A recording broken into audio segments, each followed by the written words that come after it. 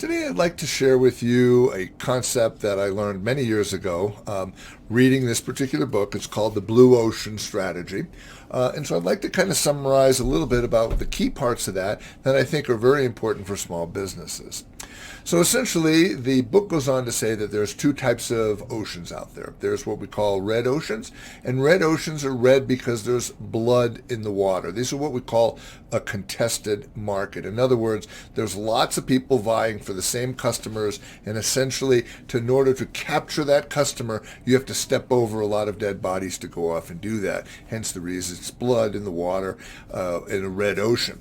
But what you really want to do is you want to find what we're going to call the blue ocean, which is what we're going to say is the uncontested market. Now, I'm not talking about finding a new category or something along that line. I'm simply saying doing something just a little bit different than the competitors are to make it that you're a very unique situation. I like to share two stories that I often share with my clients.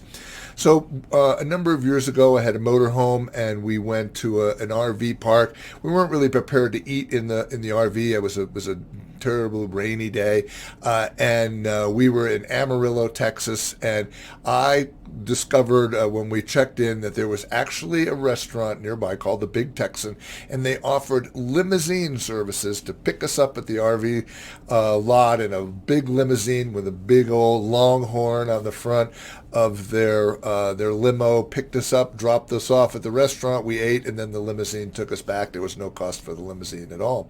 It was just part of their deal. So what they did is, even though they were just like any other restaurant, steakhouse that was out there, what they did is they made themselves quite unique by offering their clients limousine service from being picked up from maybe their hotel, or in our case was an RV park, and giving them a ride over there, which I thought was rather a unique thing. The other thing, when I really start drilling down and I'm talking about red oceans and blue oceans, I talk about another client I had, which was a dry cleaning company. We all know what dry cleaners do, right? Typically, you take your dry clean materials, you drive it to a dry cleaner, you hand it to the person there at the desk. They give you a ticket, and you come back a couple days later, and you give them your ticket, and they give you your laundry, and you go home.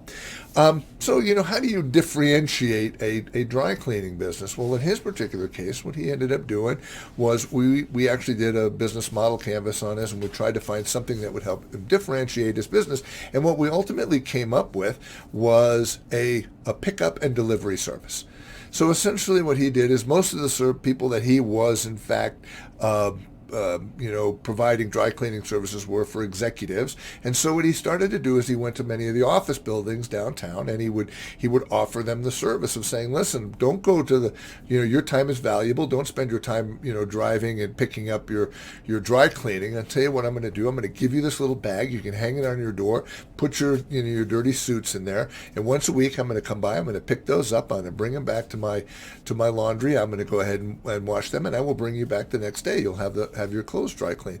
So essentially what he did is he carved out a little bit of blue ocean from what effectively is this very contested red ocean, which was dry cleaner. So I always encourage my clients not to just, do the same old kind of a thing, but to go ahead and look at those particular businesses and find just that one little thing that you can go ahead and change. Is it a pickup and delivery service by your restaurant in a limousine with a big longhorn on the front of it? Is it perhaps picking up dry cleaning from an office building and then saving the client the time to going back and forth and dropping them off? Find out where those pain points are and find a solution that will fix those that most of the other people in the industry aren't doing.